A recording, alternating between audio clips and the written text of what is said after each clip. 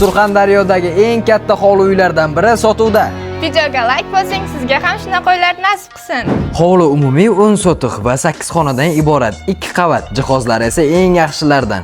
Mehmonxonaga esa alohida like bosib qo'ymasangiz bo'lmaydi. Agarda bu uyni oladigan bo'lsangiz, uydagi barcha jihozlari qoladi. Bir emas, 2 ta Ariston mavjud. Qisqa qilib aytganda, barcha sharoitlari mavjud. Отопление va isitish tizimlari esa pastda, ya'ni podvalda joylashgan. Bitta emas, 2 ta отопление bor. Tok bilan ham, ko'mir bilan ham qiziydi. Aynan bu oshxonani onaxonlarimiz yo'q.